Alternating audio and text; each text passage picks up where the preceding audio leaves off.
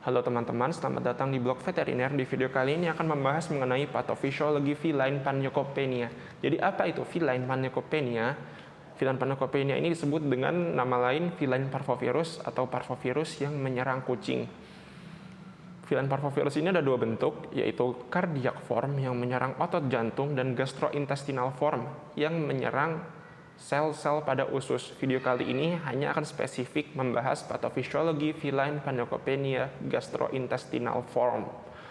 Jadi bagaimana patofisiologi feline panleukopenia gastrointestinal form?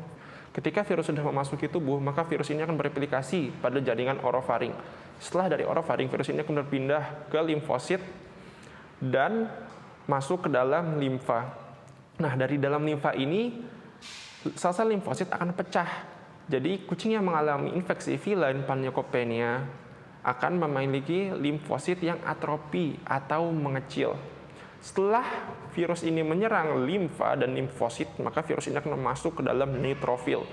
Yang dimana neutrofil ini jumlahnya paling banyak di seluruh tubuh, akan tersebar ke seluruh tubuh. Di antara tempat-tempat tersebarnya virus ini yaitu adalah usus dan sumsum tulang. Pertama, pada sumsum tulang terdapat sebuah proses, yaitu proses hematopoiesis, pembentukan sel-sel darah. Nah, kalau virus ini udah masuk, maka akan terjadi gangguan pada proses hematopoiesis. Maka dari itu, kucing yang mengalami infeksi virus panleukopenia atau feline panleukopenia virus akan memiliki jumlah sel darah putih yang berkurang. Seperti neutrofil yang berkurang, maka akan terjadi neutropenia. Dan limfosit yang berkurang akan disebut dengan limfopenia. Yang kedua, selain menyerang sumsum tulang, feline panleukopenia virus juga akan menyerang usus.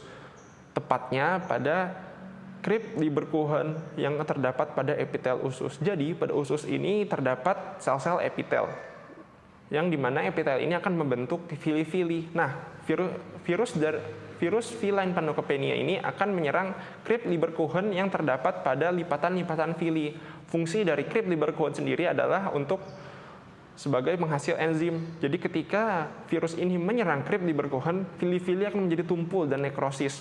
Maka dari itu, kucing yang mengalami infeksi feline panleukopenia akan memiliki gejala diantaranya diare dan muntah dan dehidrasi. Ini terjadi karena penyerapan pada usus terganggu, yaitu karena virus menyerang Crypt Leberkuchen. Jadi dapat disimpulkan bahwa patofisiologi feline panleukopenia virus yaitu akan menyerang sumsum tulang dan menyebabkan gangguan pembentukan sel-sel darah yang menyebabkan seperti neutropenia, limfopenia, lalu menyerang usus, yaitu tepatnya pada Crypt Leberkuchen yang fungsinya adalah menghasilkan enzim, menyebabkan fili usus menjadi tumpul dan tidak dapat menyerap nutrisi dan air. Maka dari itu akan terjadi diare dan muntah dan dehidrasi. Jadi, feline panleukopenia akan menyerang kucing dan menyebabkan diare, muntah, dehidrasi, dan gangguan pada pembentukan sel darah putih, yaitu menyebabkan neutropenia dan limfopenia. Selain itu, kucing yang mengalami infeksi feline panleukopenia virus akan mengalami demam. Ini terjadi karena sel-sel tubuh seperti sel darah putih akan merespon terhadap infeksi dari virus yang dimana melepas seperti interleukin 1, interleukin 6, dan tumor nekrosis faktor. Dan ini merupakan agen-agen inflamasi yang dimana menyebabkan kucing menjadi demam.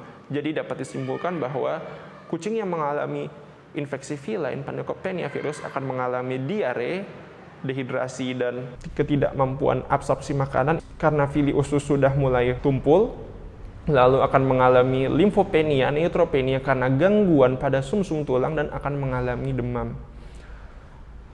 Baiklah, sekian video dari Blog Veteriner. Jangan lupa di like and subscribe.